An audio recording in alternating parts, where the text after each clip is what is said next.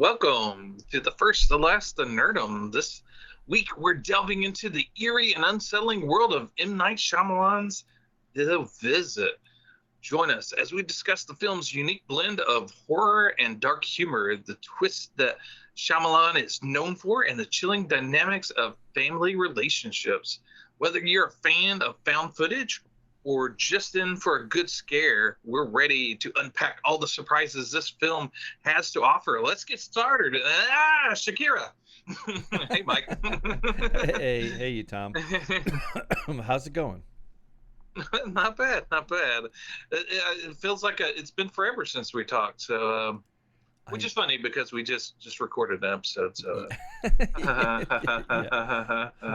right. Yeah, we'll get into the proper things here, and I'll. That's so funny. Raw. Well, here's how the meat is made here. Meat grinder. Yeah. Here's our channel, the First, the Last, the Nerdom. You may be wondering, who are these guys? Well, we're Mike and Tom, and we have a little channel called the First, the Last, the Nerdom on YouTube, but which surprisingly you're on right now. Just to let you know, we have several different videos. We cover all sorts of things. We just recently did, depending on when you see this, we did Signs, which was Mike's pick of a M. Night Shyamalan movie, and this is my pick. But yeah, this is our channel. We talk about sci-fi, horror, comics, comic movies, all fantasy, all sorts of cool things that nerds love, and anything that nerds nerd out over. We also did a video on collecting VHSs, so dig that one up if you're big into VHSs. I know a lot of people are into videotape now. And also, you can find me on Reddit, where I promote our stuff, or try to, when the subreddit lets me promote.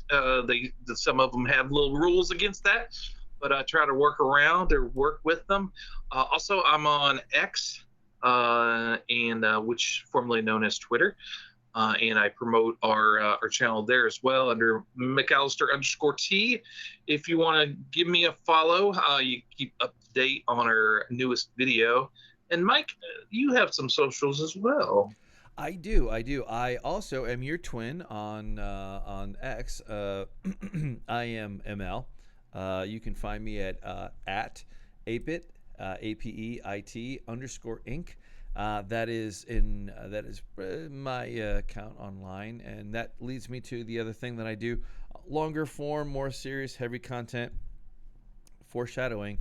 If you read some of this, especially the big bold thing that I have there right up there in front and center, you will know how I feel about our teasing our upcoming end of Halloween, end of November, blast off into going into the fall season here. And going into bitter winter, but yeah, ApeIt.Ink. But I'll throw it back to you. I think that's enough teasing. I think so. What is this? What are we doing here? Mike, would you mind getting inside the oven to clean it? No, this movie, this movie is M. Night Shyamalan movie. It's sort of his comeback. Don't call it a comeback, but he was having a little bit of a rough time with his movies, with The Last Airbender and his sci-fi movie with Will Smith. Neither did very well, so he kind of went back to basics on this one. It came out in 2015. He kind of funded it with his own money. It's a movie about a couple of kids visiting their grandparents for the first time. The mother's estranged from them, so they've never met them before, and the young girl is wants to be a documentarian, so that's the sort of the conceit for the found footage part of this film. It is a found footage, and it has all the pros and cons of a found footage movie. So it kind of wears all of its trappings on its sleeves. So they're definitely there. But yeah, it's and it's kind of plays on the creepy old people or creepy grandparents kind of vibe. And a lot of people have this phobia. I didn't realize this, but some people have a fear of old people. So Mike, were you familiar with this movie? What is your experience with this? So this was about the time that I kind of left the ship that is M. Night Shyamalan's universe or whatever. Like I had been bitten by The Village, which I think was a few years before this one. I think in 2012. I think I'll look that up in a minute. But I remember seeing this come out, and I was like, I like him, but I've just been burnt so many times. Like I just didn't like. I did not watch this at the time. I was aware of it, but I didn't. But man, this is, you picked a roller coaster. That's one. And we'll, as we get into it, I just want to kind of lay out my high parts that I'll kind of lay over top of this. But you know, it's a roller coaster. It's geriatric horror, like you were saying. That is not a lie. And it's Well, I shouldn't say that. I'll leave that for later. But yeah, there are psychological torture will be inflicted upon you if you stick around to watch this. There are many things that just, oh my God, they just make you. It is a perfect horror film from the standpoint of gore, but from a different perspective that you don't expect. That only comes with the geriatric feel. So I'll let it go, and I'll toss it back to you, and lead us through this wild goose chase. Why'd you pick this one? Why'd you want to do this one? All right. So we're kind of you kind of put it to us of picking our quintessential M. Night Shyamalan movie. Yes, when you think of yes, it did. Yeah. When you think of M. Night, what movie do you immediately go to? And before the visit, I would probably have maybe went to Science was way up there, but I would probably have went to Unbreakable. That would have been my go-to M. Night movie.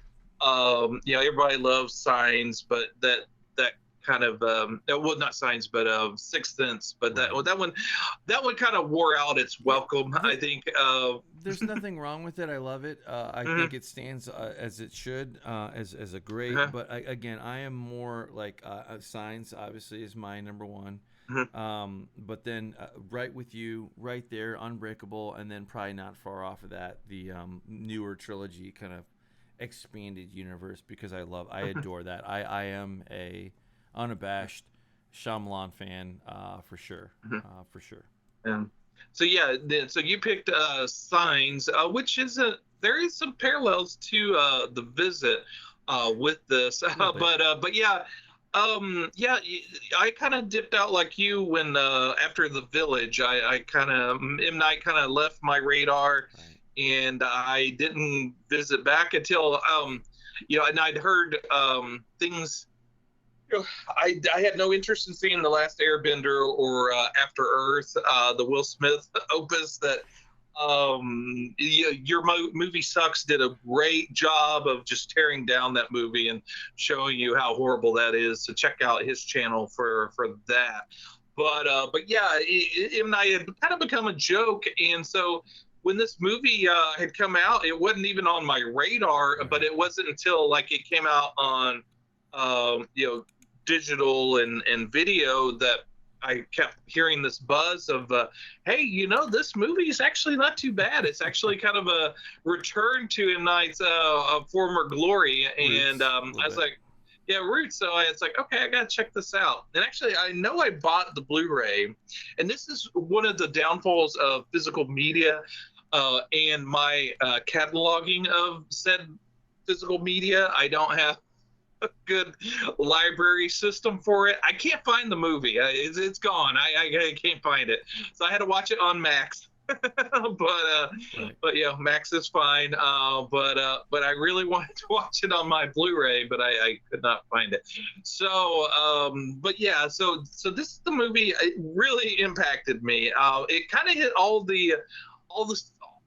my sweet spots. I love weird movies. I love creepy movies. I love movies with a weird humor to it. And this movie kind of hits all of that. It's just this weird kind of weird out there movie that it kind of lives in a world of its own. It's kind of displaced. It's this family, the kids visiting the grandparents, is basically just about them in this found footage kind of world, and it sort of kind of takes you on a journey, sort of a fantasy, as you will, a twisted dark fantasy of what happens when you go visit people you don't know. And even though they're their grandparents, they have no idea who these people are, and vice versa. Well, that's a little foreshadowing. Yeah. I'll say this. You had mentioned this kind of tickles your fancy when it gets at what you like. I understand that. The old people, like you laid out so well, it does play on that very well. The family visit for these strangers. They're family, but they're strangers more than they are, maybe you have a inkling of a memory or something to play into that, which they definitely do in this one. This one, and I was gonna say, go ahead. I was just gonna say, we did posit the question on our thumbnail. Are these the creepiest grandparents ever? So that's sort of what we'll kind of circle back on at the end. But yeah, go ahead. Yeah, no, I agree with you there. I was gonna get my notes here.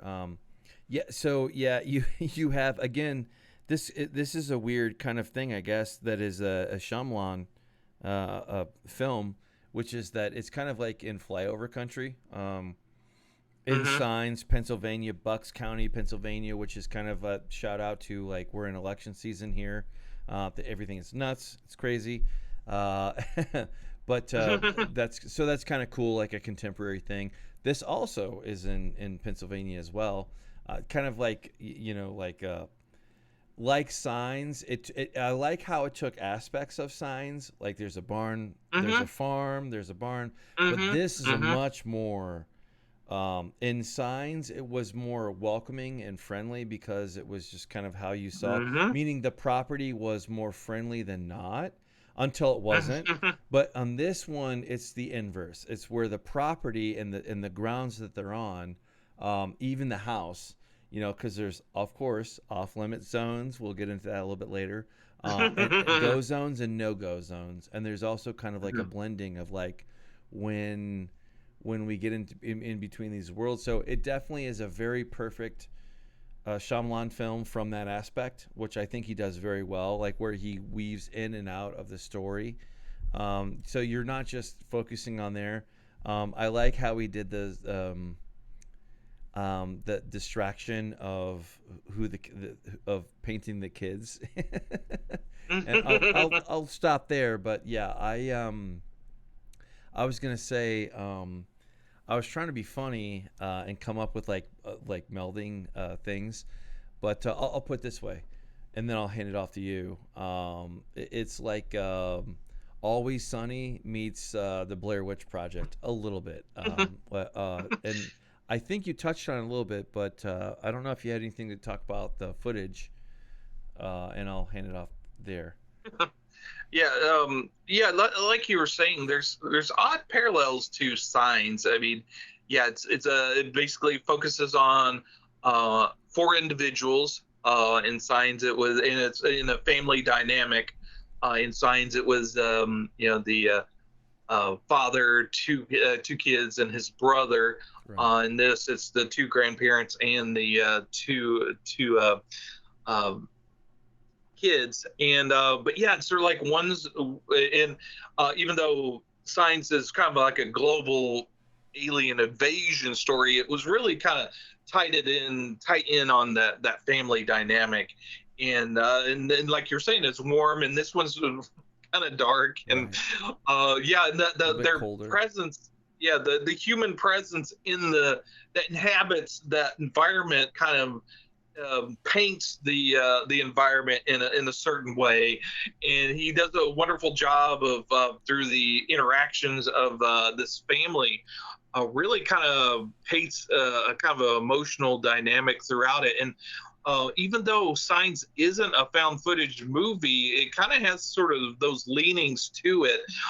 There are scenes in there that almost look or feel like found footage, and I wonder if he had his druthers, whether or not he might have made it as a found footage. Yeah.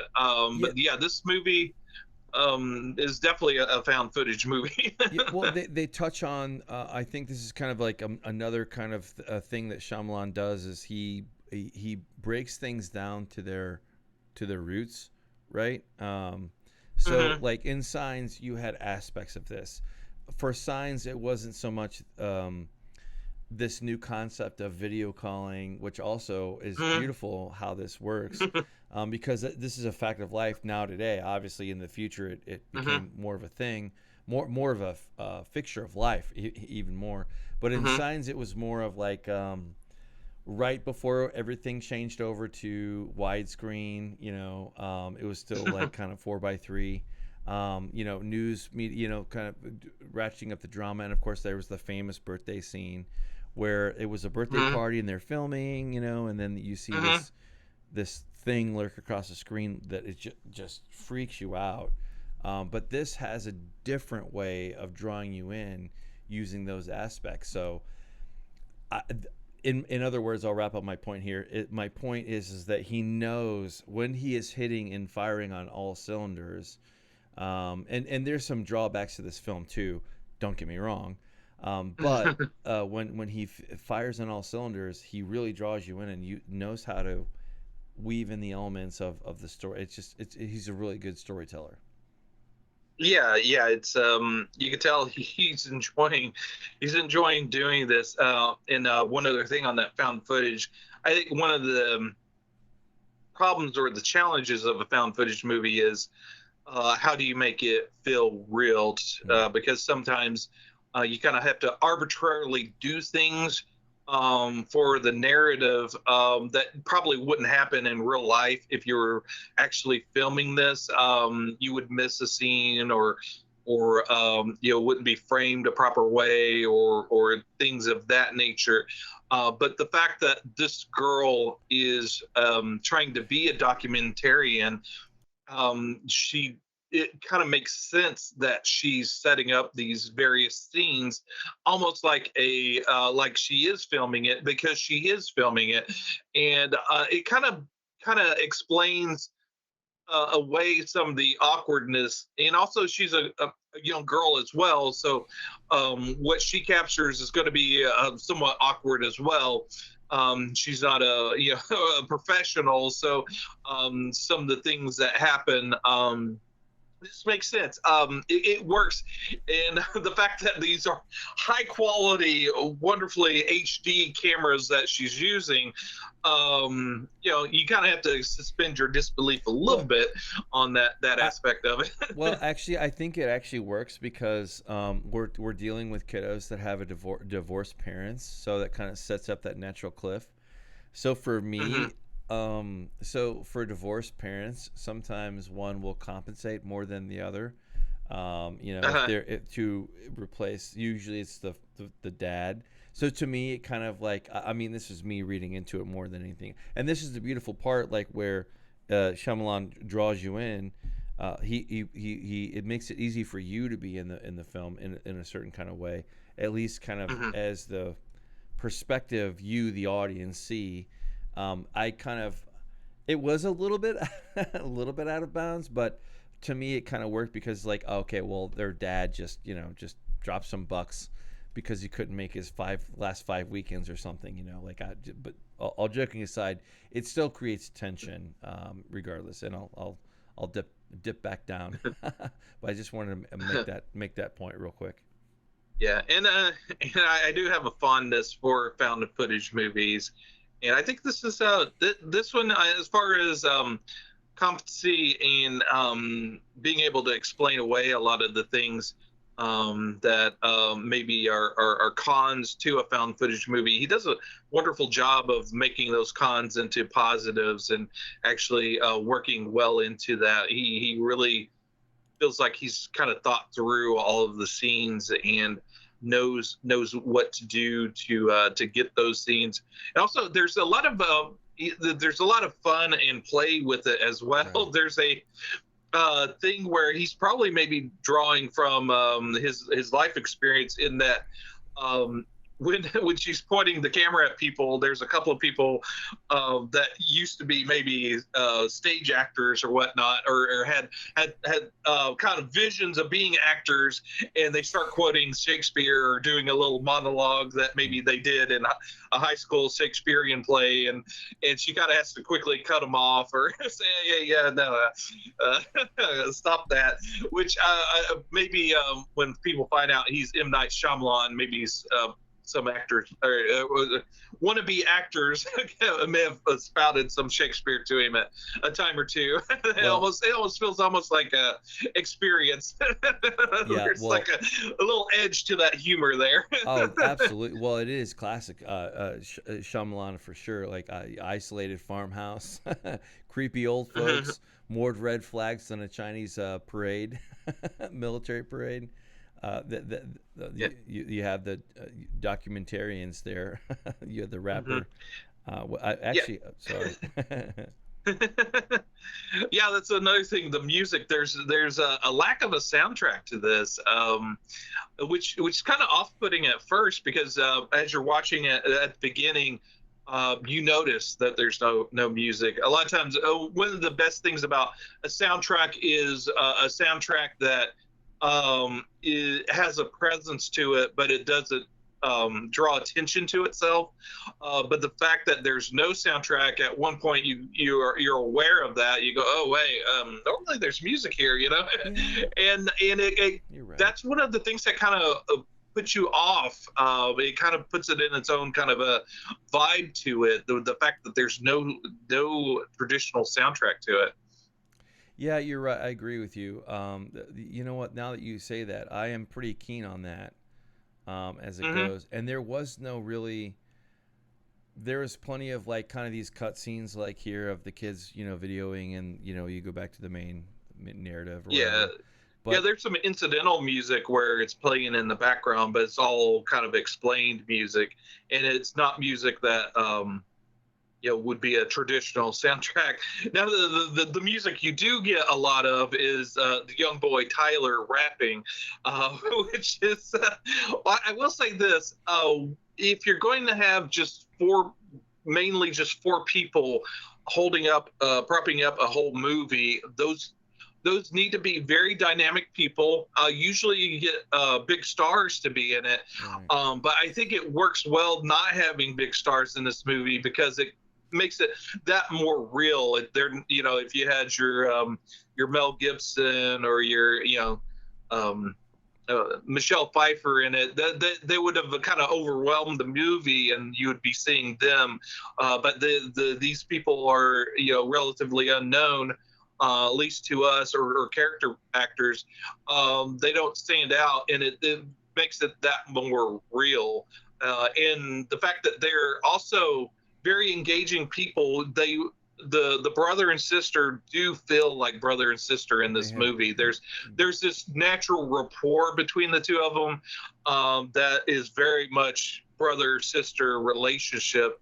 And the grandparents are very, very at times fragile and sympathetic, but at other times very bizarre and creepy, and they play off that very, very well. But they're always very engaging, and you're always wondering what are they going to do next. And also you're very much invested with the kids, and you really feel for them, and they feel very real to you. So as the peril kind of heightens and the horror becomes more and more real, the tension and your anxiety goes up because you're really invested with these kids. Well, they layer it in so well to kind of come up behind you. Like there's these scenes like this one, like the whereas like, normally a routine thing, you live out in the country farmhouse, you're gonna have firewood. That's not weird. Oh no. He hits those notes so well, kind of just like Kubrick, and very different artist per se, but you get to know that there's not something quite right that's going on with the grandparents, and you get that layer by like grandma is Yeah, she's the most far out there. it At least is at the beginning. well, and you get hit by gore, but from a different perspective. Definitely body gore, but you get it from different kind of things that are very in your face. Yeah. And they also layer in like kind of the origin stories, I guess would be, it's a poor way to say it, but like how certain characters will develop and they'll have blocks. I'll leave it there, but the way that they layer these, the grandma, grandpa, you kind of, grandpa is the anchor for kind of like sane, realistic world for a little bit, kind of like a trustworthy character, not for long, but grandma kind of falls off a cliff, like with kind of like their perspective of the kids. Also kind of goes into that. He does that very well. I'll say that. Yeah. And another thing that works really well is the quote unquote twist. There's Right. Shyamalan is just famous for his twist stories. The Sixth Sense kind of hangs its hat on the twist, and but this movie, there is a twist. As I watched the movie for the first time, I wasn't aware that there was a twist, and I think it doesn't. The enjoyment of the movie is hinged upon that. And in fact, some of his movies, after the twist, a second viewing isn't really needed. You go, well, okay, I get the gimmick. But this movie benefits from a second viewing. Watching it again, knowing what happens at the end of the movie, it was fun to see the clues as you're kind of going through it, and watching the grandparents' reactions to certain questions, knowing the answers to those and the emotions that are playing across their face while they're thinking about their answers to those questions is very interesting. And also, it's kind of interesting in that, since it's the girl's doing a documentary on her mom and are in interviewing the grandparents, it really kind of gives you those exposition scenes and kind of explains them, but instead of being kind of your basic interview, there is a very emotional dynamic that's being played during those scenes that make them even more than expository scenes. They're really kind of develop and heighten the drama as well, in very effective ways, especially the grandmother and her reactions to certain questions. It really deepens the mystery of the movie and kind of plays up the horror. And it's it could get very unsettling. And so, yeah, it's playing a kind of the role of exposition, but also is very much coloring the movie in a very interesting way. No, I agree. Well, and I like to joke periodically that there are rules to some horror films. That doesn't necessarily apply to this one, but there are kind of like where you are, again, the way that they blend in from like where they find themselves from here. Don't go down to the basement. It's got mold, blah, blah, blah, kind of things. And you naturally go kind of toward the end game in layers. Getting there, they do it very well, and that's kind of like where he weaves in the thriller part of what he does so well, to all the way out to the kind of the scene, like kind of where you figure out, not only has this been kind of like it was put on as home, I can lay my head down, I'm fine, it's grandma and grandpa, you're kind of playing on that old wives' tales, old fairy tales, like Little Red Riding Hood, that kind of, playing into that negative aspect of like where signs, the home, the people surrounding them are very warm. This is the inverse of that perfectly. Yeah, and it's interesting. M. Night was quoted as saying that he did three different versions of this movie. Did he really? The first one he did was it kind of came out as pure kind of A24 art house sort of horror kind of movie that was very kind of obscure and bizarre. He also did another cut of it that turned out to be kind of pure comedy. That it was had all the funny bits in it, and his final cut of it was a kind of a balancing act between the two, and I think he did a wonderful job. There's a lot of humor in this movie. It's very funny. At certain points, the humor is always tinged with a little bit of cringe or horror, but he does it wonderfully. It's you can tell he has a wonderful sense of humor, or at least the people working with him have a wonderful humor about them, because it does have some wonderfully funny moments in this movie, and but it amps up and kind of like he says, it balances out the horror. It's sort of those dips and valleys. You know, the 1 minute you're laughing, and the next minute you're kind of aghast and horrified. Right. Yeah, for sure. Yeah, I agree. Like that. Well, that's how they. You the plot gets thicker than Pop's oatmeal. Pop, yeah. There's a lot of quotable things in this. Speaking of quotable, Tyler's rapping. Were you smitten with that? What's your take on his rap career here? Well, okay, I'm not gonna get into the quality of it because it is what it is. It was a kid. To me, exactly. Yeah. To me, it was more painted as a brush of not necessarily quality or anything like that. It was just more innocence. It just made it made him more approachable as a kiddo who probably is what he's into, you know, like, and he thinks he is the shit, you know. But I took it took it in stride. Yeah, it felt very real. You could see this kid in reality, very much enthused about his rapping, and yeah, like you his were sister saying, kind of playfully, kind of going along with it, and he's very, very, very aware of influencers and celebrity, and he's very taken with that, and he wants to be in that realm.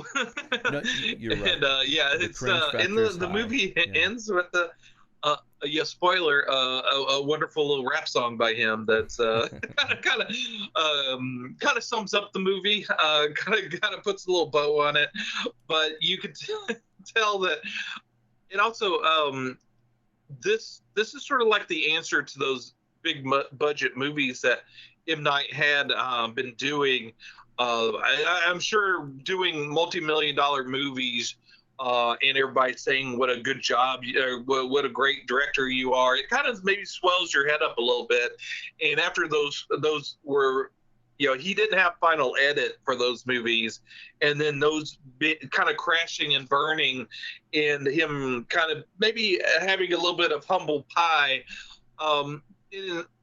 instead of kind of making it a negative and maybe being thrown, kind of stepping away from directing. He sort of kind of took it on the chin, and like I said, he put his house up to back this movie. It was his own money. He had faith in it. He wanted a final cut on this movie. It was purely his movie.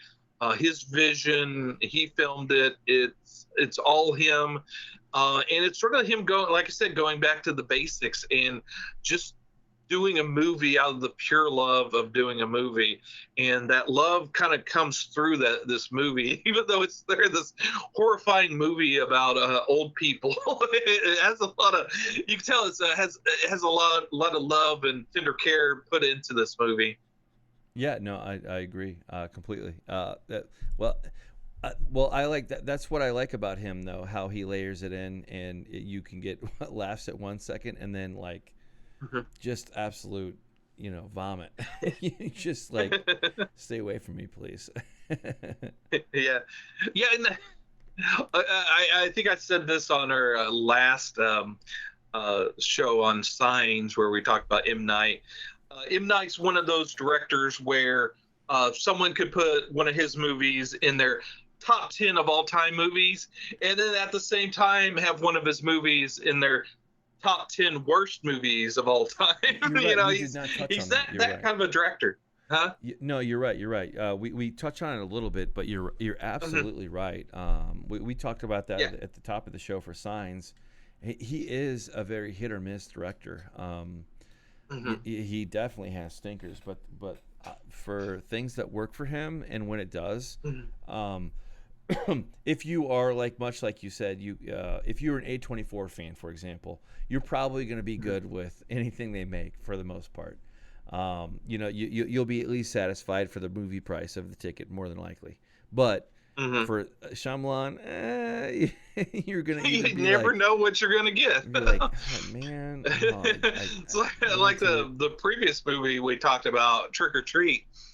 You can get a trick or a treat with the M. Night movie. So yeah.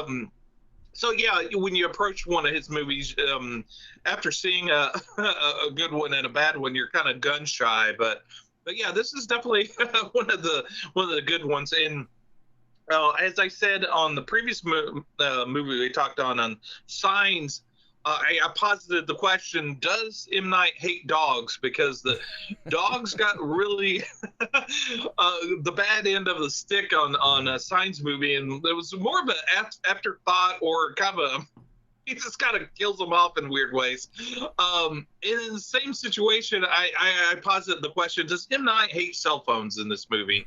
Because there's no cell phones in this movie, and this is 2015.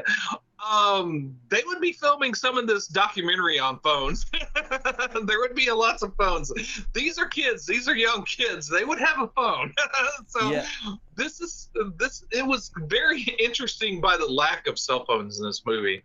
Yeah, you're right. It does kind of, it doesn't stick out like a sore thumb, but it does stick out from the standpoint of like, wait, didn't we have those?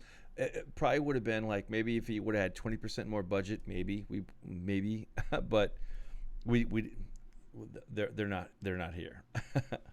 Yeah, I don't think. I think he just didn't want to deal with that with that aspect of the movie, because he does handle technology very well. When you deal with the internet and various internet things in a movie, you have to be careful, because it comes off very very boomerish for the most part in most movies. They don't handle technology very well. With us being IT guys, a lot of times we'll kind of have a giggle and a laugh, and I think most people now that are tech savvy have a bit of a laugh, but I think it was handled for the most part pretty well.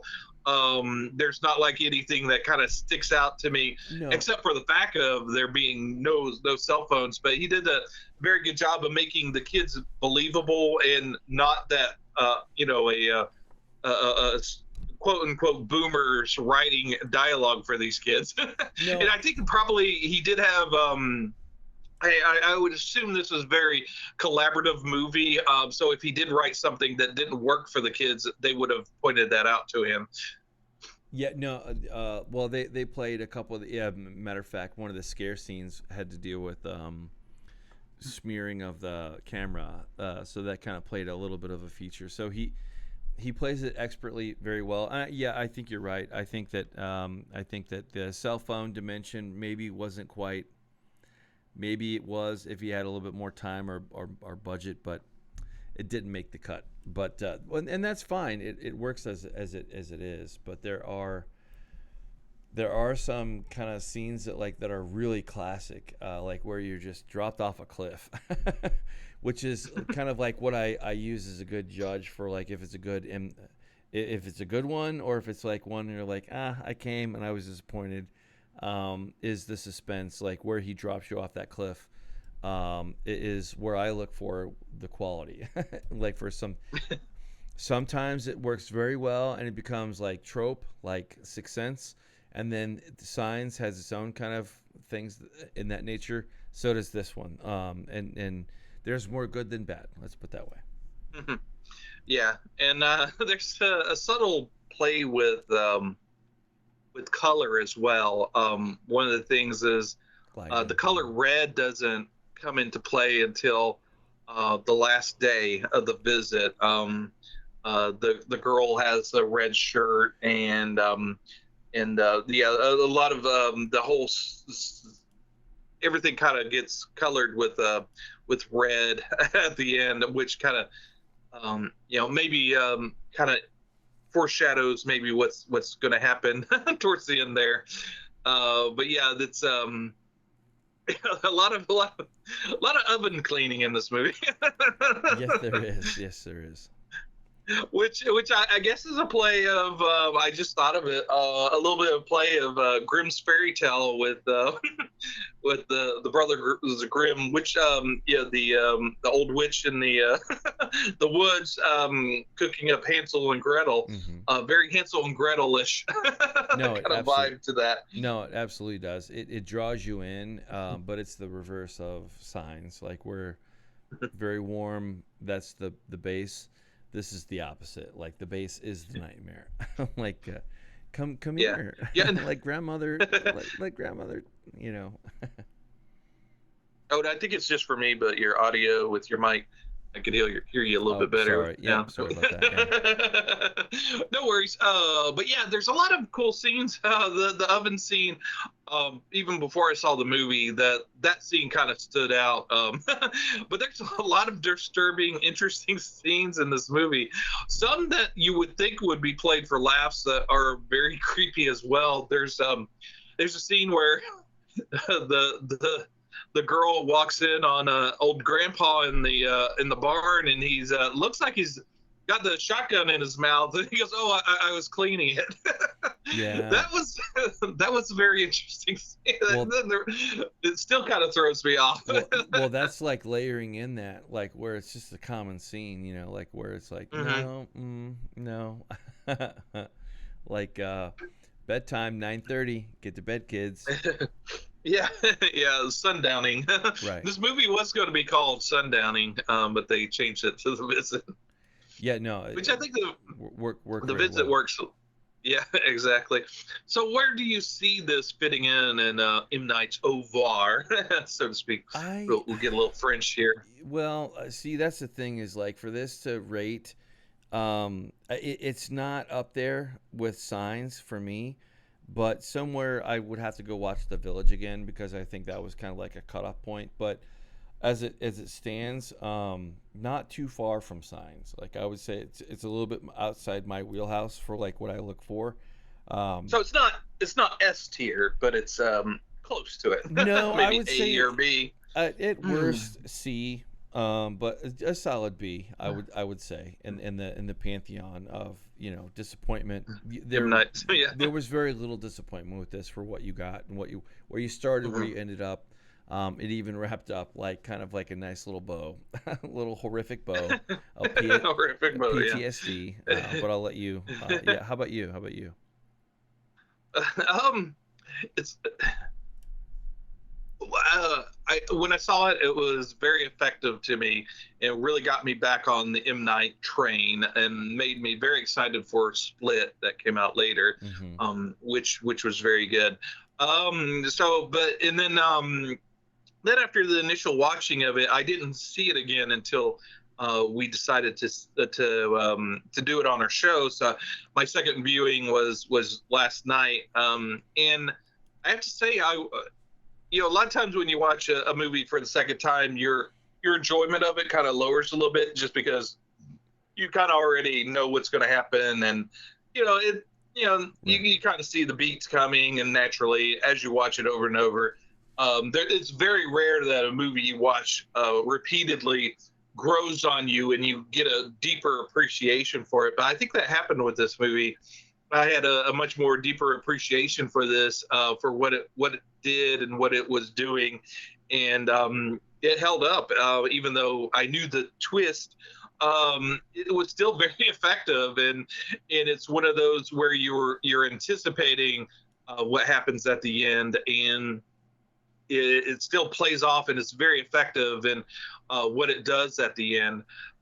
So actually, I would be debating A or even S tier. I almost would throw it in the S tier. It's like I said, this is the movie that I think of when I think of the best M. Night movie. It's right there. It kind of hits all the sweet spots. I mean, maybe Split might be a better movie, or Signs might be a better movie, but for what it does and hits my sweet spot, I think this is the movie that does it for me.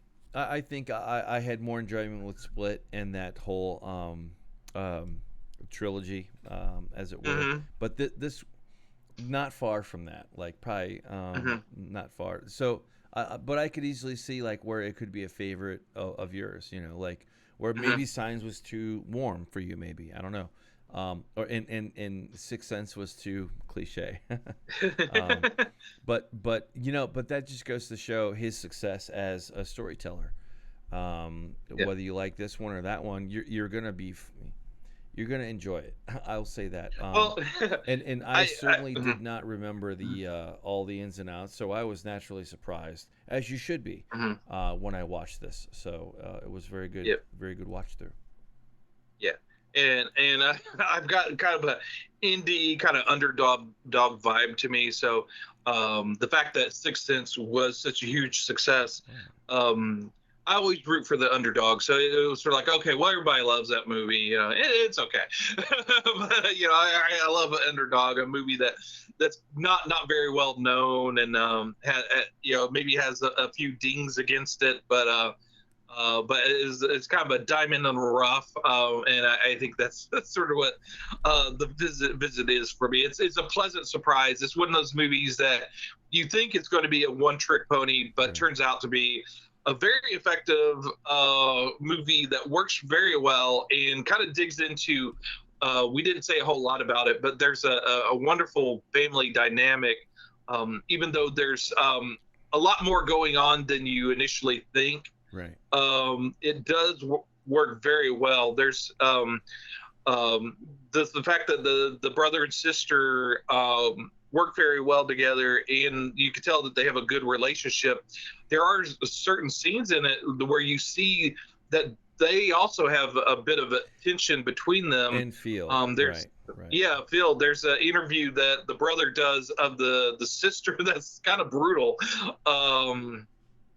And kind of points out the faults of the girl, and makes her kind of confront some things, and it's very impactful and real kind of scenes. And again, I think that is beneficial that we have some people that aren't recognizable as stars in this movie, because again, you're able to kind of fall into with these characters and see them as the characters that they're playing, as opposed to the stars that they are. well, Tyler has his own confrontation with fear, and what that means. And I won't give too much away, but add on to your summation of the movie and where you're at.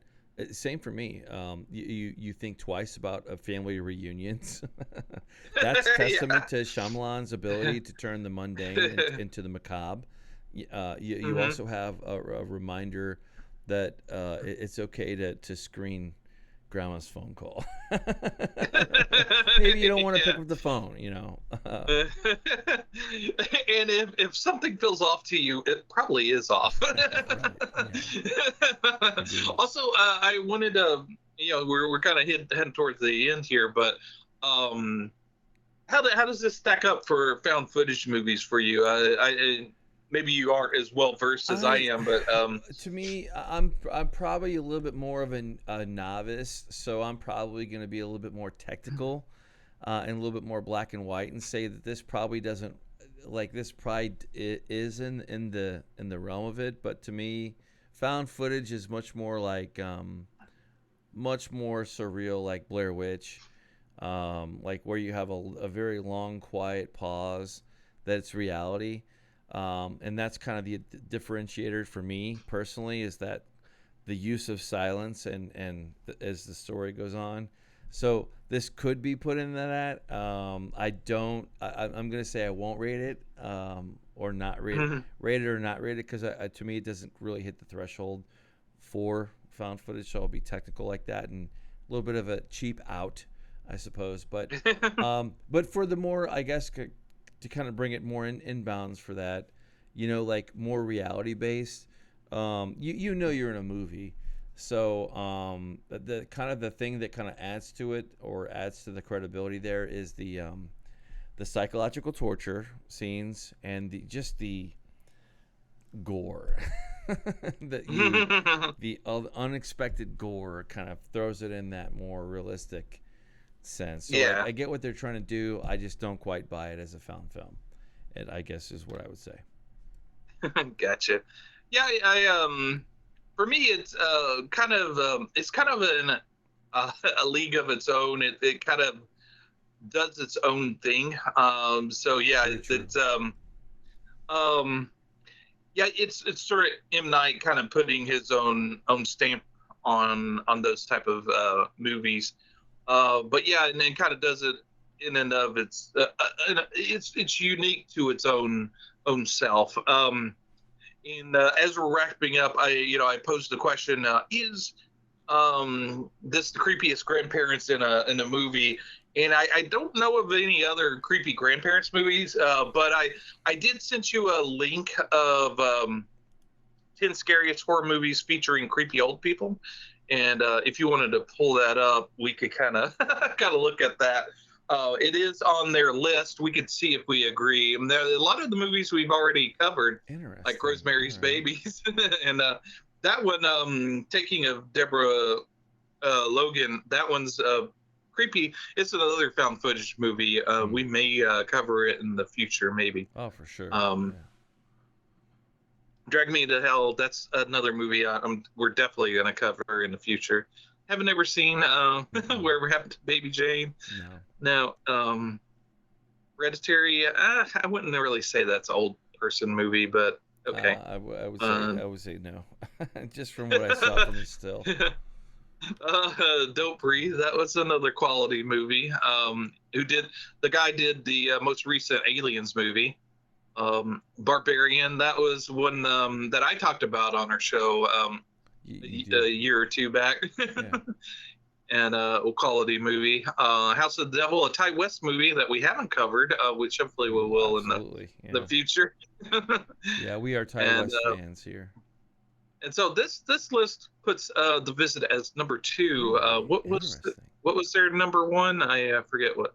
Oh, X. So that's a very good one. I would probably put both of them. That's a tough call. That's a tough call. That's an easy one for me. If you want me to go first and answer that question. Yeah, go ahead. This I would agree with this ranking. Like X is its whole other. It's a whole other.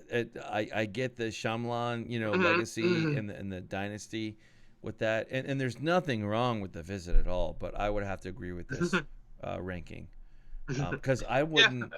Cocoon is not really a horror movie, so that wouldn't really. That's not the same thing. Yep. So if it's just grandparents, yes, The Visit is the creepiest grandparents movie. You're right. You're right. 100%. But yeah, if we're stacking up old people to old people, which I'm not too far off from that, is I would say, yeah, I would agree. X and X followed by The Visit would be the proper ranking on that. So all right, yeah, I think another quality M. Night movie. If you have your favorite M. Night movie and don't agree with us that it's either The Visit or Signs, let us know in the comments what you think is, and definitely give us a like and subscribe if you digged it, because if you're still with us, you probably like this, so go ahead and give us a like and a subscribe if you haven't yet. Again, check us out. Our other videos is on the FirstLastNerdom. And we've got several different movies. Yeah, if you're kind of tempted and want to know what X is all about, we did cover that movie a few years back. We covered that with the movie Men. We were being a little cheeky and did X-Men, and but yeah, we cover all sorts of things. We cover horror, we cover comic books, we cover comic book movies, sci-fi, fantasy, and everything in between. We are the first, the last, the Nerdom, and we also have a Reddit channel that I run where we promote our shows. I have my X account under McAllister_T, where I promote. So follow me there if you want to be up to date on our videos. And then Mike has a couple of socials to remind you about. I am Tom's twin. Twin Tom. I am ML on X there. ApeIt_INK. I'm also available on longer form content, where if you want to find a little bit heavier side of life or whatever, I like to flow that out through ApeIt.Ink. That's my publication of record. But as always, please give us a like, a comment, subscribe. Tell us what you want to see or do next, what you think a good series is. Have you seen our vast catalog? But we would encourage that very much. But I'll hand it off to you, Tom. Yep. Yeah, and this is sort of our placeholder. Sometimes we miss a week, so who knows when this will show up in our timeline, but so we might have said some dated things. The apocalypse may have happened. We're right before the election, so who knows? We may be talking to you. You may have dug this out and watching it in your bomb shelter as the world crumbles, but who knows? Who knows what the future holds for us, mere mortals. Indeed. I've been ML. And I'm Tom. Shania Twain, bitches.